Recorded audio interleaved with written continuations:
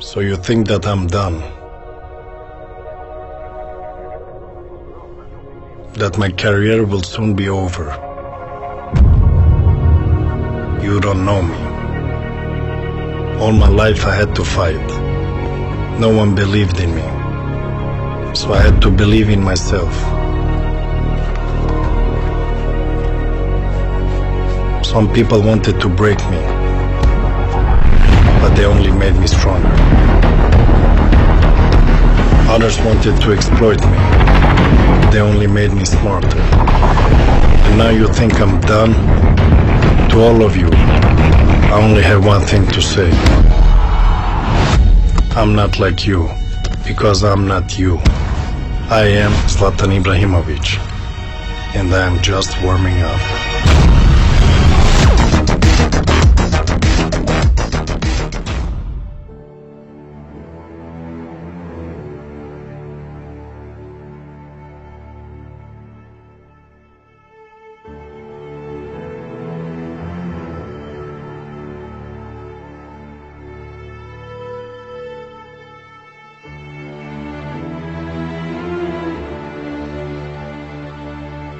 In one way, he's this tough, very secure guy, but deep inside, he's still this insecure kid from the ghetto.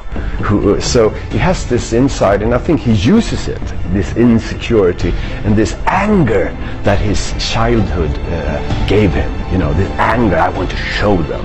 They think that I'm just this little, immigrant kid, but one day I will show them.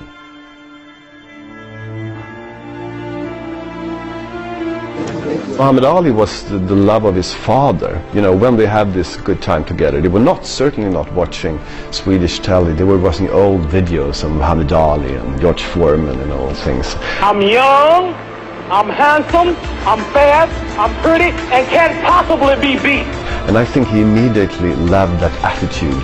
The Muhammad Ali attitude is absolutely opposite to the traditional Swedish attitude. We have to be humble, and don't say that Muhammad Ali was just coming here and say, I'm the greatest. I will be the youngest heavyweight champion in history. Zlatan thought that was something that spoke to him. What do you want in your marriage? What do you want with your son and your daughter? What do you want in your health? What do you want financially? Like, how much money do you want to make a year? What do you want to drive? How do you want to live? Stop just waking up like an accident. What do you want? And then once you find out what you want, spend the rest of your natural life waking up and going after it.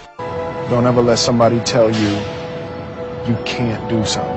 You got a dream, you got to protect it. People can't do something themselves. They want to tell you you can't do it. You want something, go get it. Period. This kid's going to be the best kid in the world. This kid's going to be somebody better than anybody ever knew. Let me tell you something you already know.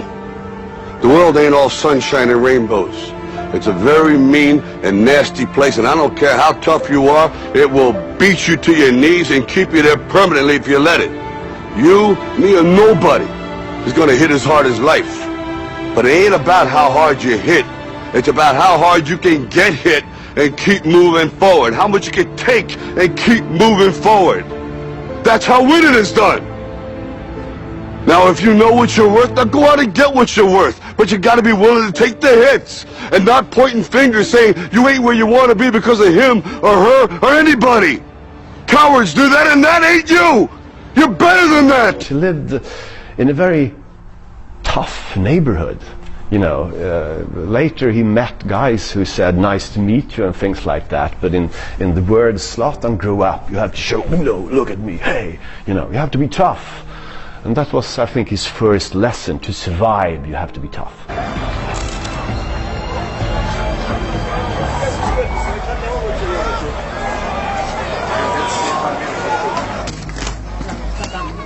He uses that anger and that insecurity, which is still inside him.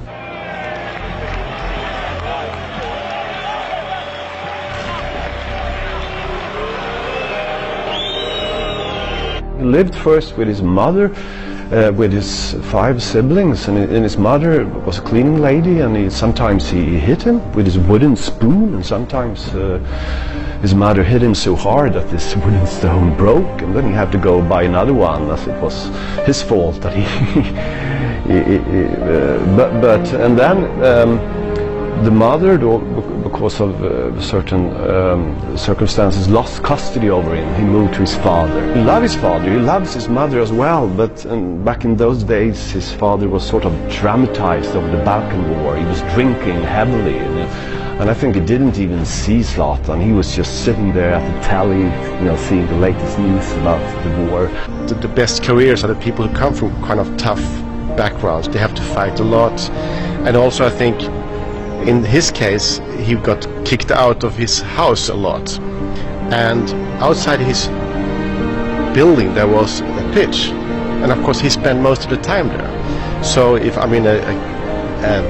he was from a safer family where he could stay at home and watch TV, maybe he wouldn't be out at the pitch so much. In the tougher parts, you're taught the hard way, and I would say that Zlatan he's no angel, he's no saint.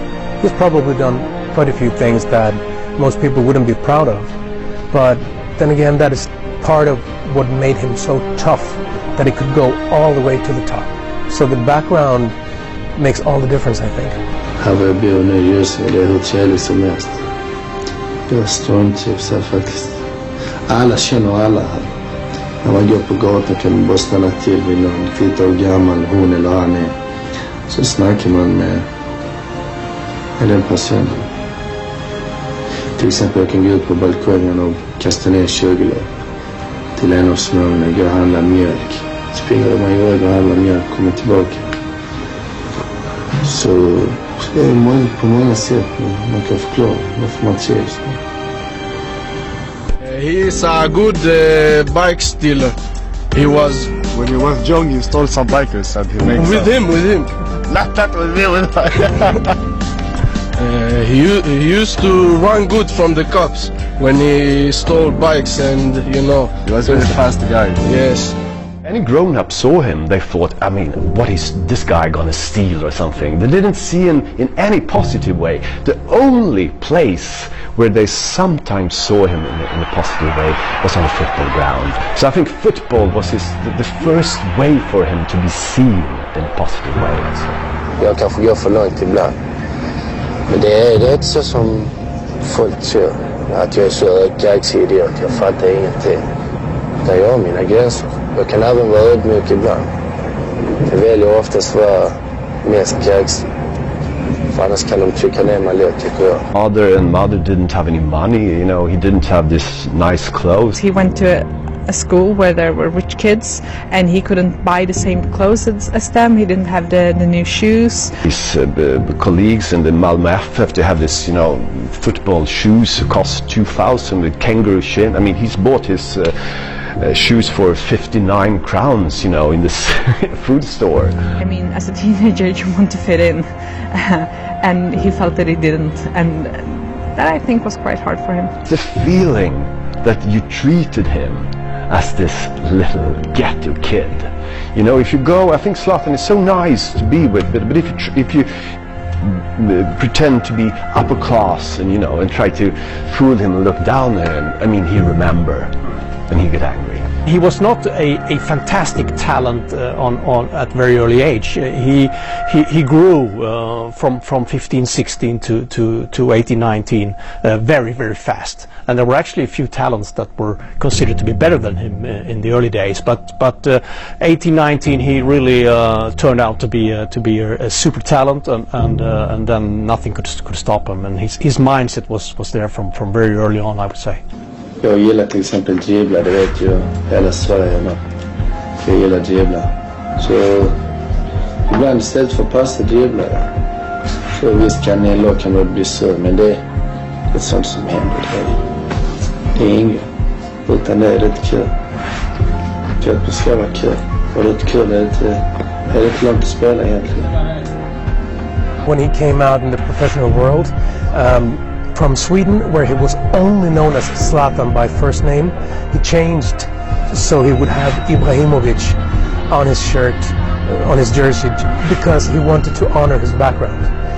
Being from a Muslim background, being from very, very low key, very low status background, he really wants to show all the kids at Rosengård and Malmö in general that if I could do it, you can do it. What's your style of play? Technical. Technical? Because you're very big. Yeah, but I have very technical feet.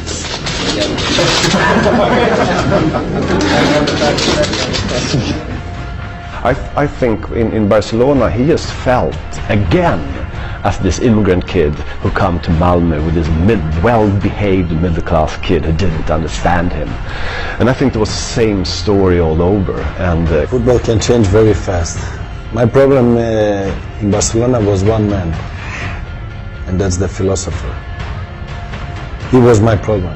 Guardiola didn't understand him, and he couldn't really cope with that kind of character. He was 17, let's not forget, you know.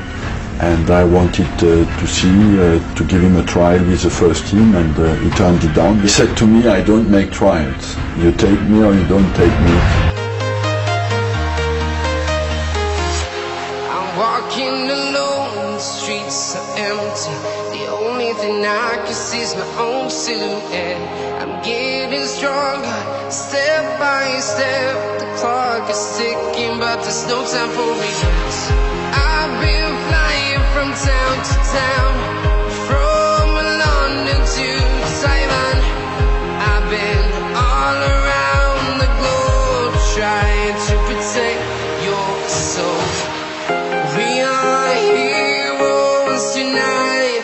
We will fly above the sky. We are heroes. Jag kommer kännas lite annorlunda. Jag kommer fortsätta vara mig själv. Jag ska inte förändra mig ett dugg. Utan det gäller bara att vara försiktig med den ekonomiska biten. Men min personlighet och det ska vara som vanligt.